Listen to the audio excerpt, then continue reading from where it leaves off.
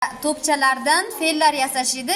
To'pchalardan fe'llar yasagan o'quvchilar o'sha fe'llarni o'qiysiz va qaysi fe'lga to'g'ri kelishini aytib o'tib ketasiz. Bir yo'la bitta so'zingizni o'qiysiz va tahlil qilib ketasiz. Aniq nisbat, o'zlik nisbatiga to'g'ri kelishini aytib o'tib ketishingiz kerak bo'ladi. Faqat diqqat bilan tayyor turing.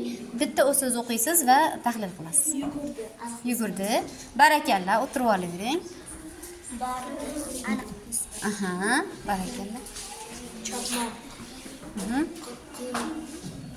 Qanaqa nisbat fe'li?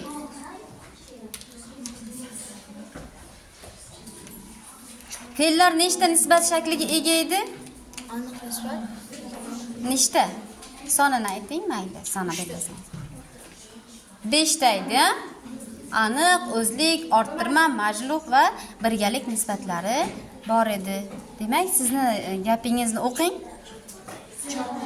Chopmoq qaysi nisbatga to'g'ri kelar ekan? Aniq nisbatga to'g'ri kelar ekan. Keyin Chizmoq. aha. Aniq nisbat, xo'p.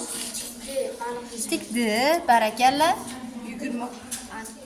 Aha, barakalla. Endi bu guruhimiz juda ham ko'p so'z topgan, juda aqlli o'quvchilarimiz ekan. Demak, bu guruhdagi o'quvchilarimiz hozir o'qiydi va qaysi fe'lning nisbatiga to'g'ri kelishini aytadi, lekin ana o'shani men aytgan nisbatga o'zgartirib gapirib berish kerak bo'ladi.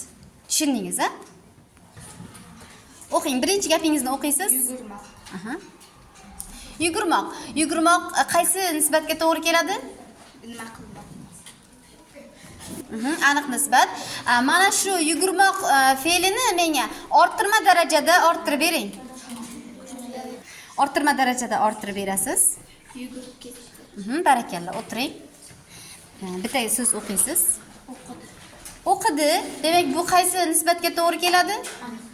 Aniq nisbatga to'g'ri keladi. Siz mana shu nisbatni, demak, birgalikdagi nisbatga aylantirib bering. O'qiyapmiz. O'qiyapmiz. Sakradi. Xo'p, bu qanaqa nisbat? Aniq nisbat. Xo'p, mana shu nisbatni menga orttirma nisbatda orttirib bering. Sakrab ketdi.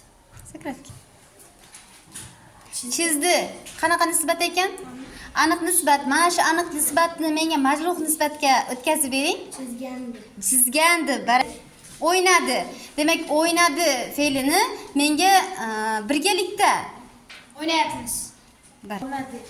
olmadi. Birga deb olamizmi?